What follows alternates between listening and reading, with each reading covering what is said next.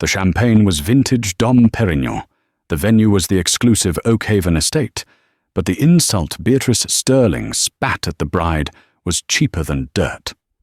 Everyone in high society knew that the Sterlings were practically American royalty, and everyone knew that Alara Vance was nobody. A penniless orphan with a cheap dress and no dowry. Or so they thought. When Beatrice grabbed the microphone to humiliate Alara one last time, she expected the girl to cry. She expected her to run. What she didn't expect was the heavy oak doors swinging open and a man in a charcoal suit walking in, holding a document that would turn the Sterling family's entire world into ash. You think you know what happens when a mother-in-law goes too far? You have no idea. Sit down, because this wedding is about to become a war zone. The air inside the bridal suite of the Oakhaven estate smelled of lavender and old money. It was a suffocating scent, one that Alara Vance had been trying to get used to for the past 18 months.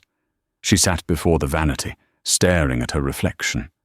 Her dress was simple, a vintage lace gown she had found at a thrift store in downtown Seattle and restored herself. It lacked the crystals and pearls that usually adorned the brides of the Sterling family, but to Alara it was perfect. It was honest. Her hands trembled slightly as she adjusted the veil. It's a bit tragic, isn't it? The voice cut through the silence like a serrated knife. Alara didn't need to turn around to know who was standing in the doorway. Beatrice Sterling, the matriarch of the Sterling shipping empire, a woman whose approval rating was lower than her empathy levels. Alara took a deep breath, steadying her hands. Good morning, Beatrice. I think the dress is beautiful. Beatrice walked into the room, the heels of her Louboutins clicking sharply against the marble floor. She was wearing a gown of silver silk that was suspiciously close to white, and diamonds that probably cost more than the neighborhood Alara grew up in. Beautiful? Beatrice scoffed, reaching out to flick a piece of lint off Alara's shoulder with exaggerated disgust. It looks like a tablecloth from a roadside diner. My son is a Sterling, Alara. He is the heir to a legacy that dates back to the Industrial Revolution. And you are about to walk down the aisle, looking like a maid who got lost on her way to the laundry room. Liam loves me for who I am, Beatrice, Alara said softly, meeting the older woman's icy blue gaze in the mirror. Not for what I wear. Liam is a romantic fool, Beatrice snapped. He thinks poverty is charming because he's never had to live in it. But mark my words, girl, when the novelty of your little bohemian struggle wears off, he will look at you and see exactly what I see. A gold digger who trapped a nice boy because she was tired of waitressing. Alara turned around then, her eyes flashing. I was a librarian, Beatrice, and I never asked Liam for a dime. I signed the prenuptial agreement you forced on me without reading it. I'm not here for the money. Beatrice laughed, a cold, harsh sound that lacked any humor. She reached into her clutch and pulled out a folded check. She slammed it onto the vanity table next to Alara's modest bouquet of wildflowers. $50,000, Beatrice whispered, leaning in close. Her perfume was overpowering. Cash it. Leave out the back door. My driver is waiting. He'll take you to the airport. You can go anywhere. Paris, Rome, Bali. Just don't go to that altar. Alara looked at the check. It was a life-changing amount of money for most people.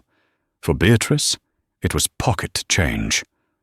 I love him, Alara said, her voice shaking but firm. She pushed the check back toward Beatrice. Keep your money. I'm marrying Liam. Beatrice's face twisted into a mask of pure venom. She snatched the check back, tearing it into pieces and letting them flutter to the floor like confetti. Don't say I didn't give you an exit strategy, my dear, Beatrice hissed, smoothing her silver dress. Because once you walk out that door, I am going to make your life a living hell. You think you've won because you got the ring? The ring is just the beginning. I will humiliate you, I will isolate you, and I will break you until you are begging me for that 50,000 just to get away." Beatrice turned on her heel and walked to the door. She paused, her hand on the brass knob, and looked back with a sinister smile. "Oh, and try not to trip. I hear the carpet in the chapel is very unforgiving to cheap shoes." Elara sat alone in the silence, her heart hammering against her ribs. She looked down at her shoes. They were simple white flats, bought on sale. She bit her lip, fighting back tears. She knew marrying Liam would be hard, but she hadn't realized she was marrying into a war.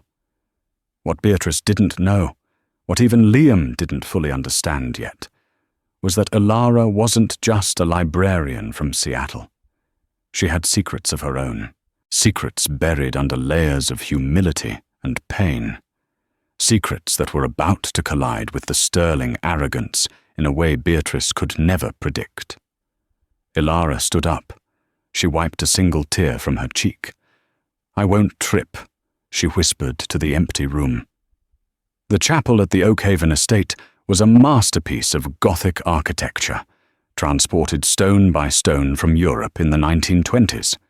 Stained glass windows cast long, colourful shadows over the pews, packed with the elite of the city. There were senators, tech moguls and socialites, all murmuring in hushed tones. As the organ music swelled, signalling the start of the procession, the whispers grew louder. "Is that her family on the left?" a woman in a fascinator hat whispered to her husband. "Empty rows," the husband chuckled. "I heard she has no one. A stray Liam picked up. Look at Beatrice. She looks like she's at a funeral." At the front of the altar, Liam Sterling stood tall, looking dashing in a custom Armani tuxedo. But his face was pale. He looked anxious. He kept glancing at his mother, who sat in the front row like a queen on a throne, her expression unreadable behind a veil of disdain. When the doors opened and Elara appeared, a hush fell over the room. But it wasn't the awe-filled silence of admiration. It was the awkward silence of judgment. Elara walked down the aisle alone. She had no father to give her away, no brothers, no uncles. Just her, in her thrift store lace, clutching wildflowers. Beatrice cleared her throat loudly. It echoed in the stone chapel. A few guests in the front row, Beatrice's cronies, snickered. Elara kept her eyes on Liam. He smiled at her, a genuine, loving smile that gave her the strength to take another step. "Just look at him," she told herself. "Ignore them." As she passed the second row, a foot shot out. It was subtle, hidden beneath the voluminous skirt of Mrs. Galloway, Beatrice's best friend. Elara saw it just in time. She stuttered in her step, stumbling forward. A collective gasp went through the room. Elara caught her balance, gripping the side of a pew. Her face burned hot with shame. "Graceful," Beatrice whispered loudly enough for the first 5 rows to hear. "Like a cow on ice." Laughter rippled through the front of the church. Liam's eyes flashed with anger. He took a step down from the altar, ready to rush to her, but Elara shook her head. She straightened her spine, lifted her chin, and walked the rest of the way with a dignity that silenced the laughter. When she reached Liam, he took her cold hands in his. "You look beautiful," he whispered, his voice fierce. "Ignore her." "I'm trying," Elara breathed. The priest began the ceremony. "Dearly beloved, we are gathered here today." Throughout the vows, the sabotage continued. Every time Elara spoke, someone in Beatrice's row would cough, or drop a purse, or rustle a program loudly. It was a coordinated attack, designed to make Elara feel small, to remind her that she didn't belong. When it came time for the objections, if anyone can show just cause why they may not lawfully be joined together, the silence was heavy. Everyone looked at Beatrice. She didn't stand up, but she let out a long, theatrical sigh that sounded like she was deflating a tire. It was almost worse than an objection. It was dismissal. They exchanged rings. Liam's hand was warm, his grip solid. Ilara's hand shook as she slid the simple gold band onto his finger. "I now pronounce you husband and wife," the priest said, sounding relieved to be done with the awkward tension. "You may kiss the bride." Liam kissed her deeply, and for a moment the world disappeared. No Beatrice, no snickering socialites, just the man she loved. But as they turned to walk back down the aisle as a married couple, the nightmare resumed. Beatrice stood up before they could even pass her. She turned to the crowd, blocking the aisle for a moment. "Reception in the grand ballroom," Beatrice announced, clapping her hands like a drill sergeant. "And please, check your pockets. We have some unvetted guests today." She cast a pointed look at Ilara. Ilara felt Liam tense beside her. He was about to snap. "Mother," Liam warned, his voice low and dangerous.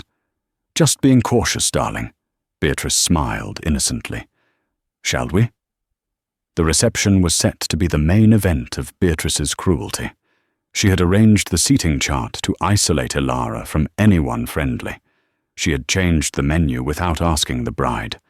But Beatrice had made a fatal miscalculation. She thought Ilara was alone. She thought Ilara was powerless. But standing at the back of the church, unnoticed by the wealthy elite, was a man in a dark grey suit. He wasn't on the guest list. He held a leather briefcase with a gold monogram. H.C. Harrison Caldwell, the senior vice president of the First National Reserve. He watched Beatrice bully the bride with a look of cold, professional calculation.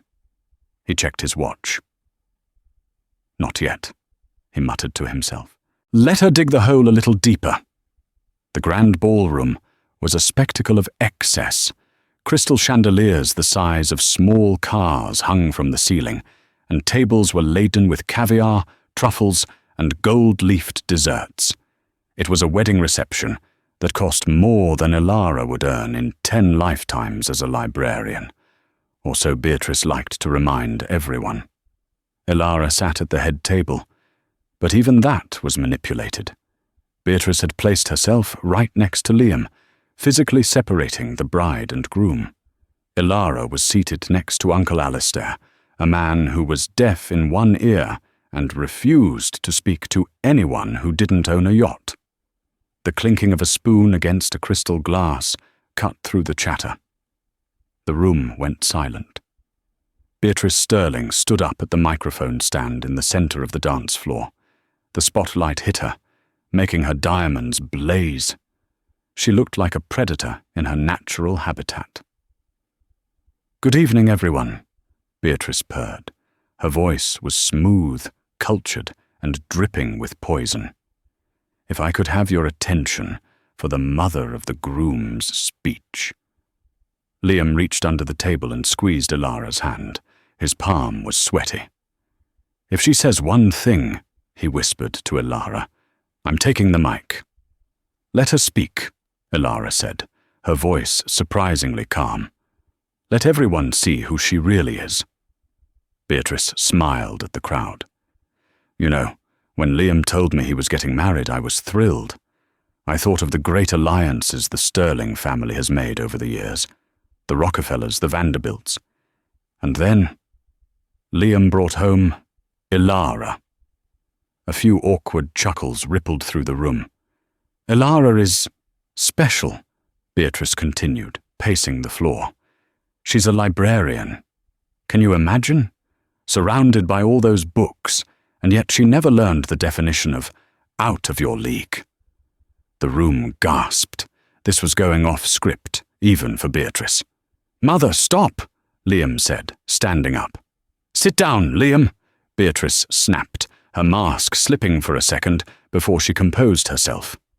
"I am speaking. I'm only telling the truth, darling. We have to be honest. Ilara comes from nothing. No parents, no lineage, no assets. I had my private investigators look into her, just to be safe. Do you know what they found? She pulled a piece of paper from her bra, a dramatic gesture that had the audience captivated. Credit card debt, Beatrice announced, waving the paper. Student loans, a rented apartment in a bad neighborhood. She's drowning in debt, my friends. And she saw my son, my kind, gullible son, as a life raft. Elara sat frozen. The debts were real, but they weren't hers. They were her late foster mother's medical bills she had voluntarily taken on. But she couldn't explain that now. Not to these people. She doesn't love you, Liam, Beatrice said, turning to her son, her voice fake sympathetic. She loves your trust fund. She loves the sterling name. She's a parasite. And I, for one, will not stand by and watch her bleed this family dry.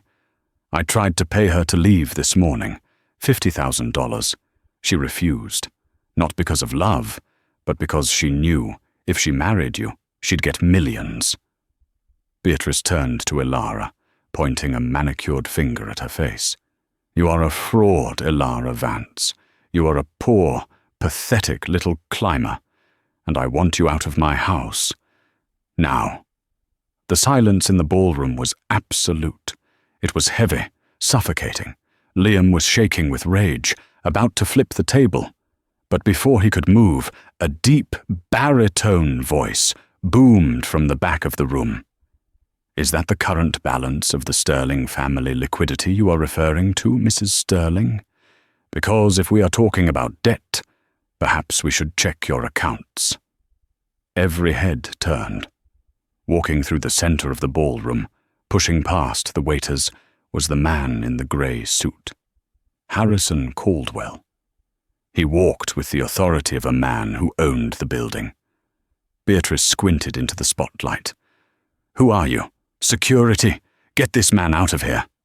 I wouldn't do that, Harrison said calmly, stepping up to the microphone. He didn't grab it. He just stood near Beatrice, his presence dwarfing hers. My name is Harrison Caldwell. I am the regional manager for the private wealth division of the Global Sovereign Bank. Beatrice laughed nervously. I don't care who you are. You're crashing a private event. Actually, Harrison said, opening his leather briefcase and pulling out a thick file bounded in blue velvet. I am here at the request of my client, the owner of this estate. I own this estate, Beatrice shrieked. My husband built it. Your husband built it, Harrison corrected. On land, financed by a high-interest loan. A loan that was refinanced 3 times. A loan that the Sterling family has defaulted on for the last 6 months. The crowd began to murmur. This was the kind of gossip they lived for. Lies! Beatrice screamed. Liam, call the police. But that's not why I'm here, Harrison continued, ignoring her. I'm here because the deed to the Oakhaven estate and the controlling interest in Sterling Shipping was purchased privately yesterday morning to prevent your bankruptcy. Beatrice went pale. Purchased? By who? Who has that kind of money? Harrison turned slowly. He looked past Beatrice. He looked past Liam. He looked directly at Elara Vance. He bowed his head respectfully. By your new daughter-in-law, Mrs. Sterling, Harrison said clearly. Mrs. Elara Vance Holloway. The name Holloway hung in the air like smoke after an explosion. Beatrice blinked, her false eyelashes fluttering rapidly. Holloway, she repeated, her voice cracking. As in the Holloway Tech Group? The pharmaceutical empire? The very same, Harrison Caldwell replied smoothly. Elara Vance is the sole granddaughter of Silas Holloway. When the old man passed away 3 years ago, he left his entire estate, liquid assets, real estate, and patents, to her. She is, conservatively speaking, one of the 10 wealthiest women in North America. A collective gasp swept through the ballroom. Guests who had been sneering at Ilara moments ago were now looking at her with wide, terrified eyes. They quickly did the mental math. The Holloway fortune was worth billions. The Sterling fortune, even at its peak, was a fraction of that. Liam turned to his wife. He looked like he had been hit by a truck. "Ilara, is this true? You lived in a studio apartment. We ate ramen noodles on our third date because you said you were waiting for a paycheck." Ilara stood up slowly. She didn't look at the crowd. She looked only at Liam. "I'm sorry I didn't tell you, Liam," she said, her voice steady but gentle. "My grandfather taught me that money makes people do terrible things. It makes them fake love, fake friendship. I needed to know that whoever I married loved me. Not the Holloway name. Not the bank accounts." She reached out and touched his cheek. "And you did. You loved the librarian in the thrift store dress. You stood up to your mother for a girl you thought had nothing. That's how I knew you were the one." Liam's eyes filled with tears. He covered her hand with his own. "I don't care about the money, Ilara. But why buy the estate? Why bail us out?" Ilara turned her gaze to Beatrice, and for the first time her eyes were cold. "Because I did a background check on you too, Beatrice." Beatrice took a step back, nearly tripping over her microphone cord. "How dare you? You invaded my privacy." "Privacy?" Ilara laughed dryly. "Beatrice, you haven't paid the mortgage on this house in 8 months. You haven't paid the catering staff for this wedding. You funded this entire event on credit cards that are maxed out." Ilara walked around the table, moving toward her mother-in-law.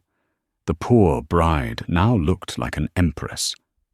"I bought the debt," Ilara announced to the room. "Every cent the Sterling family owes, they now owe to me. I did it to save Liam from the ruin you were driving him into. I wanted to start our marriage with a clean slate.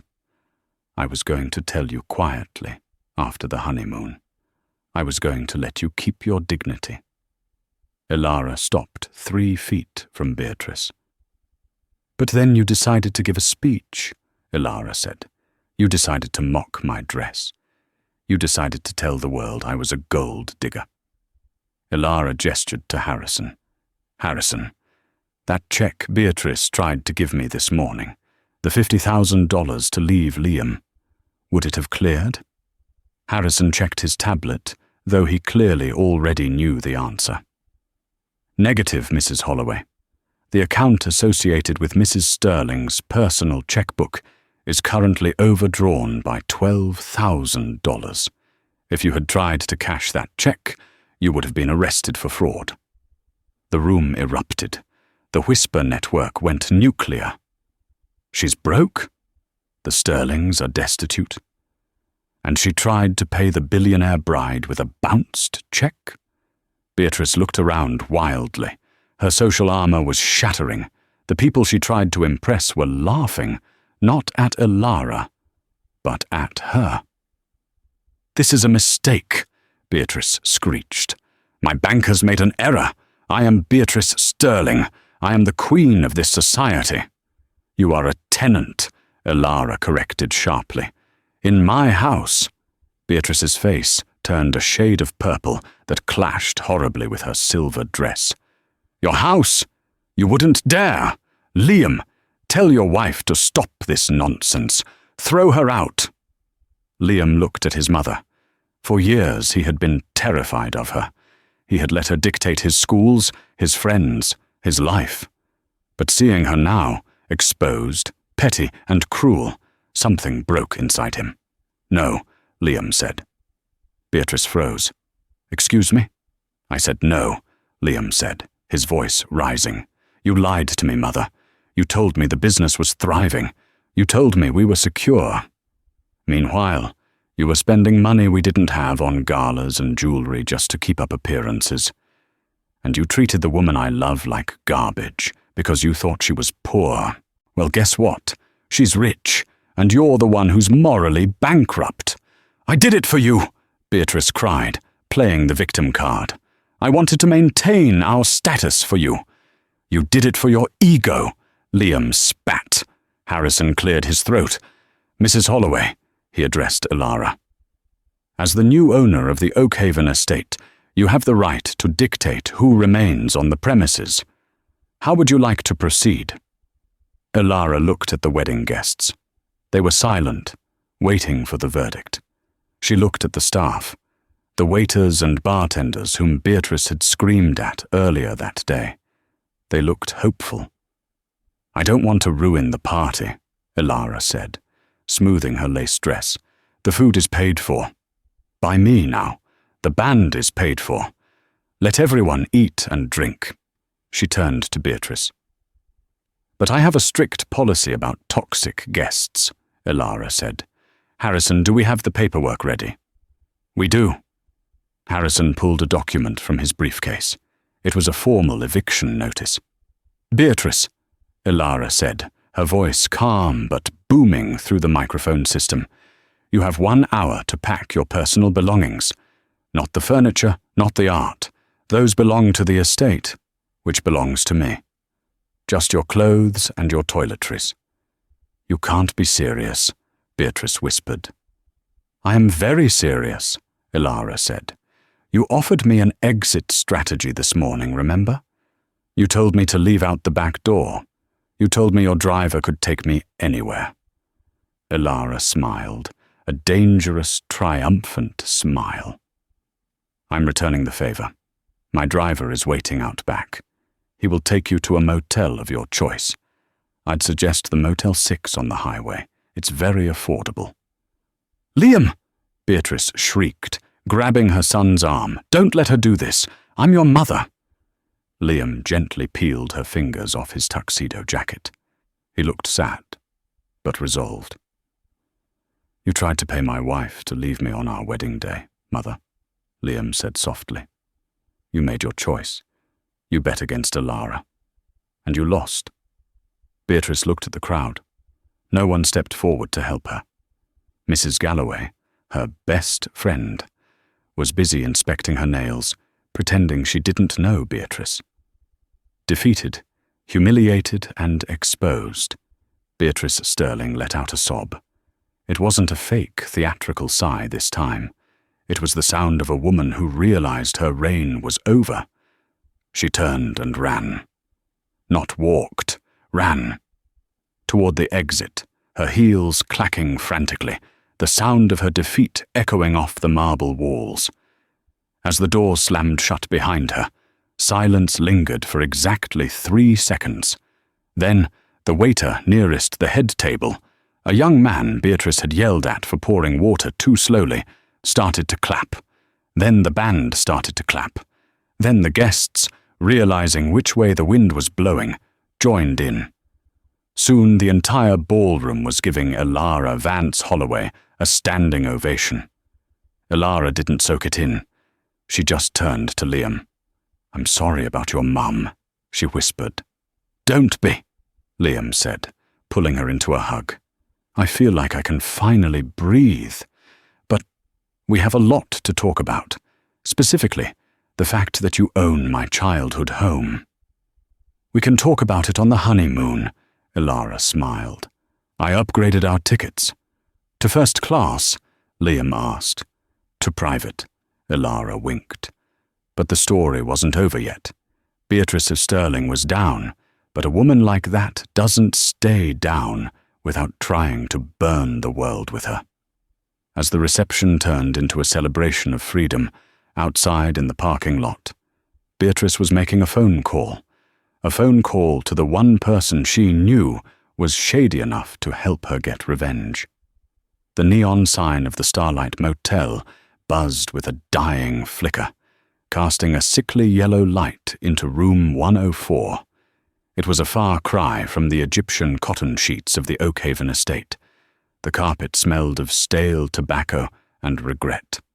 Beatrice Sterling sat on the edge of the sagging mattress, still wearing her silver gown, though it was now wrinkled and stained with mud from when she had tripped in the parking lot. She wasn't crying anymore.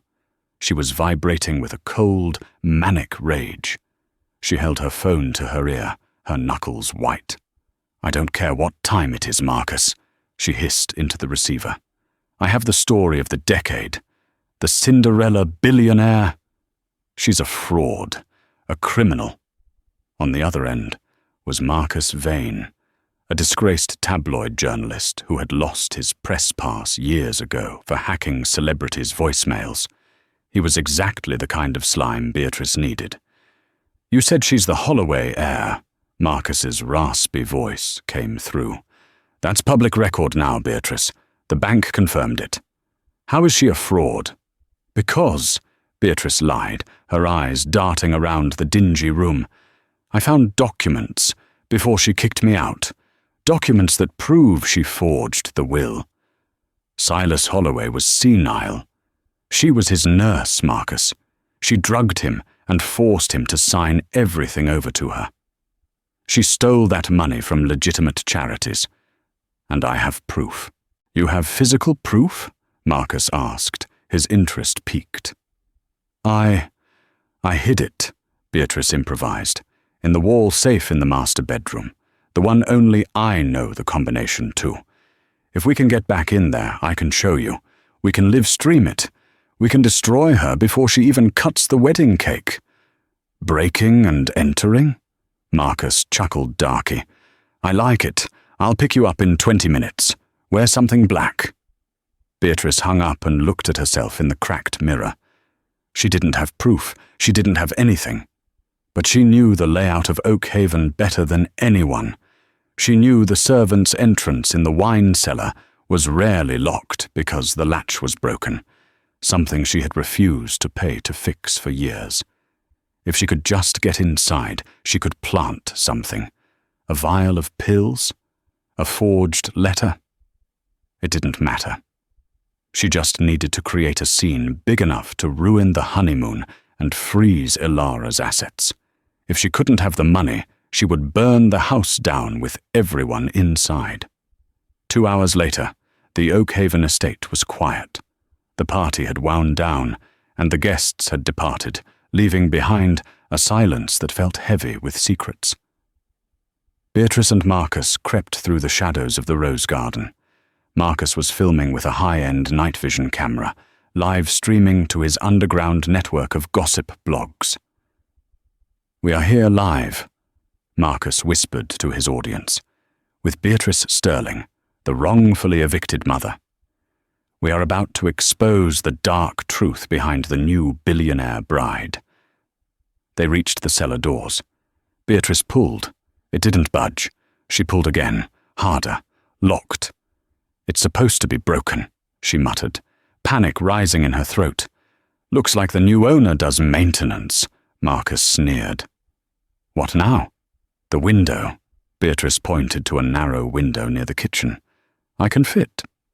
It was a humiliating struggle, shoving her silver-clad body through a dusty window, scratching her arms, tearing her dress. But hate is a powerful fuel. She tumbled onto the kitchen floor, gasping for air. She unlocked the back door for Marcus. They moved through the silent house like ghosts. Beatrice led him toward the master study, where the main safe was hidden behind a portrait of Liam's great-grandfather. "This is it," Beatrice whispered to the camera, her eyes gleaming. "Inside this safe is the evidence that Ilara Vance is a con artist." She reached for the painting. Suddenly, the lights in the hallway flooded on. Blinded, Beatrice threw her hands up. "I wouldn't touch that if I were you, Mother." Liam stood at the top of the grand staircase.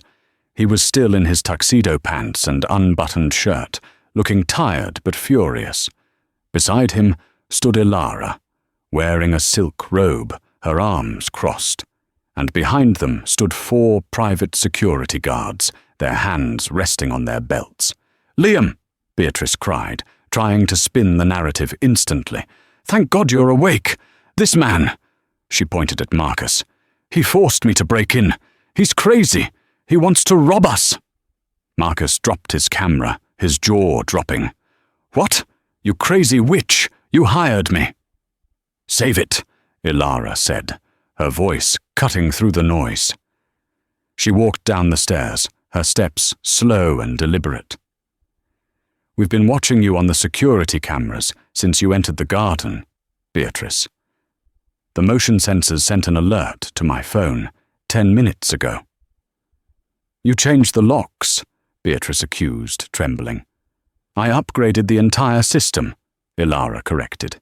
"And I see you brought a friend to live stream your felony." Ilara looked at the camera, which was still rolling on the floor. "Hello, Internet. I hope you're recording this, because you're about to see why Beatrice Sterling really came back." Ilara nodded to the head of security. "Open the safe." Beatrice froze. "No, don't." The guard moved the painting and punched in a code. The heavy steel door swung open. The safe wasn't empty, but it didn't contain forged wills or poison. It contained stacks of red binders.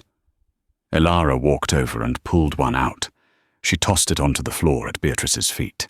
It fell open, revealing bank statements and offshore wire transfers. "I didn't find these until I bought the house and gained access to your private office records," Ilara said. "This isn't evidence of my fraud, Beatrice. It's evidence of yours." Beatrice went pale as a sheet. "Embezzlement," Liam said, his voice breaking with betrayal. "You've been draining the employee pension fund of Sterling Shipping for 5 years. That's why we were broke, not because of the market, because you were stealing from our workers to buy jewelry." I intended to pay it back," Beatrice stammered, backing away. "And the second binder," Ilara continued, pointing to the safe, "contains the insurance fraud schemes. You set fire to the warehouse in 2023, didn't you?" Beatrice looked at the camera, then at Liam, then at the exit. The walls were closing in.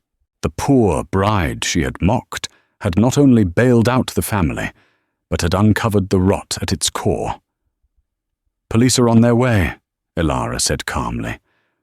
"Marcus, I'd suggest you hand over that footage as evidence if you want to avoid an accomplice charge." Marcus kicked the camera toward the guards.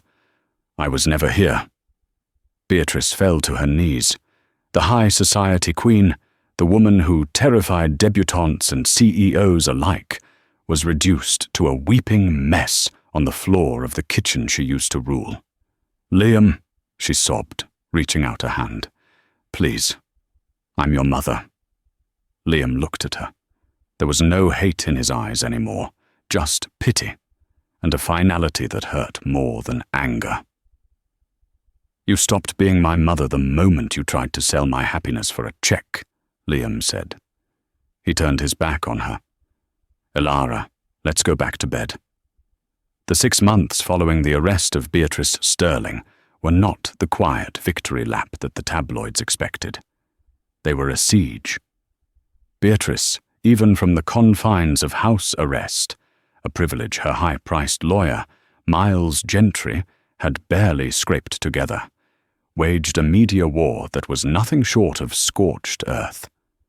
She leaked stories to the press painting Ilara not as a savior, but as a predatory corporate raider who had seduced her mentally vulnerable son to hijack the family legacy. She spun a narrative where the embezzlement was a clerical error and the arson was a tragic accident. For a while, the public wavered. Beatrice was a master manipulator, and she played the role of the confused, elderly widow to perfection. But the courtroom has a way of stripping away the performance. The trial of the century. The federal courthouse in downtown Seattle was besieged by a throng of reporters on the morning of the final verdict. Inside, the air was recycled and cold, smelling of floor wax and anxiety. Ilara sat in the front row behind the prosecution, her hand resting on Liam's knee. Liam looked tired. He had spent the last half-year dismantling the toxic culture his mother had built at Sterling Shipping, all while testifying against her in endless depositions. He wore a navy suit that fit him perfectly, but his face was drawn. He was the man who had to pull the trigger on his own mother's downfall. Beatrice sat at the defense table. She had abandoned the silver gowns for a modest, pale blue cardigan and minimal makeup. She looked 20 years older than she had at the wedding. It was a calculated look, designed to garner sympathy from the jury. Judge Anthony Thorne, a man with a reputation for having zero patience for white-collar crime, entered the room. The bailiff called for order. "Prosecutor Evelyn Wright, you may proceed with your closing statement," Judge Thorne said. Evelyn Wright stood up. She was a sharp woman with steel-grey hair and a voice that could cut glass. She walked over to the jury box, making eye contact with every juror. "Ladies and gentlemen," Wright began, holding up the red binder Ilara had pulled from the safe months ago. "The defense wants you to believe that Beatrice Sterling is a victim of circumstance, a widow who simply lost track of the numbers. But numbers do not lie. People do." She slammed the binder down on the railing. The sound echoed like a gunshot. "We have shown you the wire transfers. $15 million moved from the employee pension fund into shell companies registered in the Cayman Islands, companies solely owned by Beatrice Sterling. We have shown you the emails where she instructed her warehouse manager to disable the sprinkler system 2 days before the accidental fire that claimed an insurance payout of $4 million. Wright turned and pointed a finger at Beatrice, who flinched theatrically. This was not negligence. This was predation. She stole the retirement savings of dock workers, crane operators, and secretaries, people who worked for 30 years to build the company she treated as her personal piggy bank. She did this to buy diamonds, to buy silence, and ultimately, to buy the illusion that she was better than everyone else. Wright lowered her voice. She even tried to buy her son's marriage. But as we learned, some things are not for sale. Ilara squeezed Liam's hand. He didn't look up. The defense's last stand. When Miles Gentry stood up for the defense, he looked like a man who knew he was captaining a sinking ship but had to keep playing the violin. "My client is a woman of a different era," Gentry argued, wiping sweat from his forehead. "She entrusted the finances to accountants who are no longer with us. She signed papers she didn't understand. Is she guilty of being trusting? Perhaps. Is she guilty of malice? Absolutely not. Beatrice E. Sterling is a mother who only ever wanted to protect her family's name." It was a weak argument, and everyone knew it. But Beatrice had one final card to play. Against her lawyer's advice, she had insisted on making a statement. She stood up, trembling. "Your Honor," Beatrice said, her voice quivering. "I love my son. Everything I did, the transfers, the loans, I did it to keep the roof over his head. I did it so he wouldn't have to worry about money. And then," she turned her tear-filled eyes toward Ilara. "Then she came along. She tricked him. She's the one who planted those binders. She's the one who—" "Mrs. Sterling!" Judge Thorne barked, slamming his gavel. "You are not on the witness stand. You will sit down, or you will be held in contempt." Beatrice froze. The mask slipped. For a split second, the weeping widow vanished, and the sneering, arrogant woman from the wedding reception reappeared. She glared at the judge with a look of pure hatred. That was the moment the jury saw the truth. They didn't see a mother. They saw a monster. The verdict. The jury deliberated for only 4 hours. When they returned, the silence in the courtroom was deafening. "On the count of wire fraud," the foreman read, "we find the defendant, Beatrice Sterling, guilty."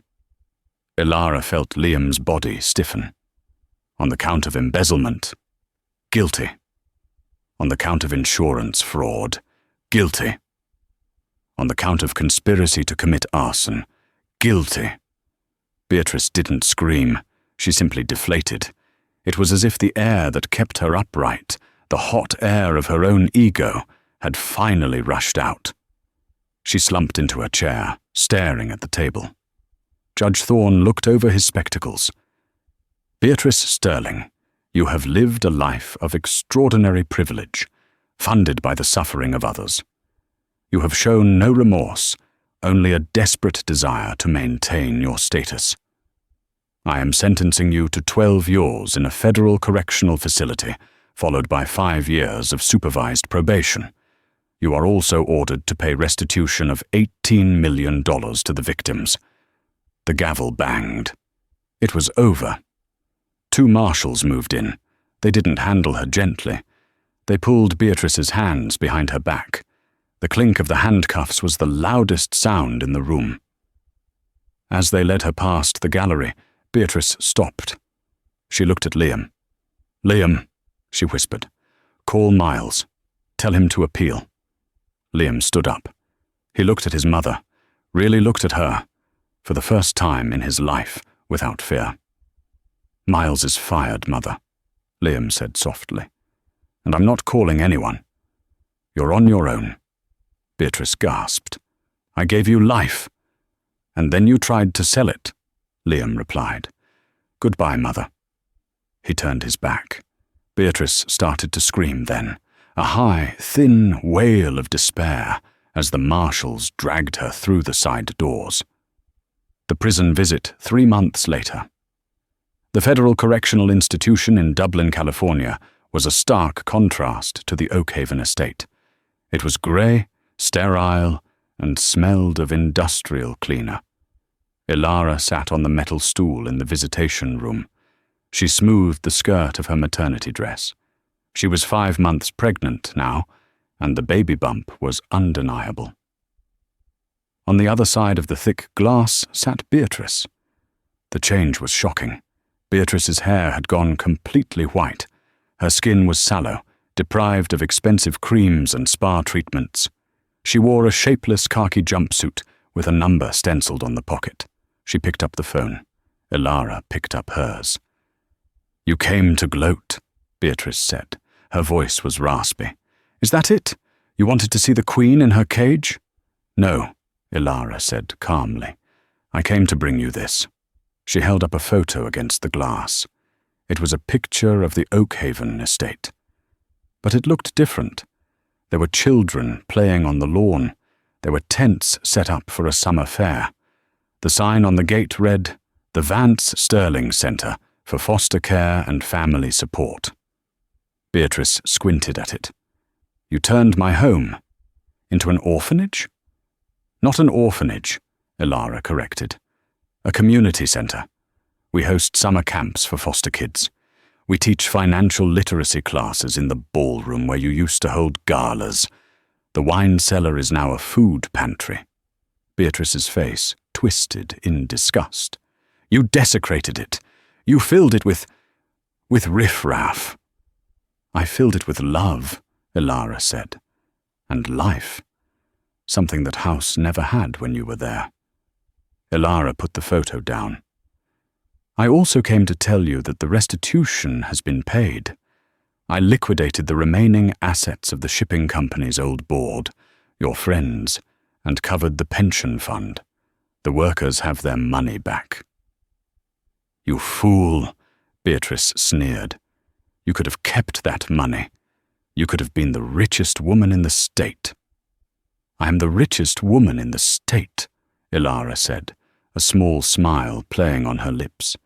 "I have a husband who loves me. I have a baby on the way. And I can sleep at night. Can you sleep, Beatrice? Or do you just count the days?" Beatrice slammed her hand against the glass. "I will get out of here. I will appeal. And when I do, you won't," Ilara interrupted, her voice hardening.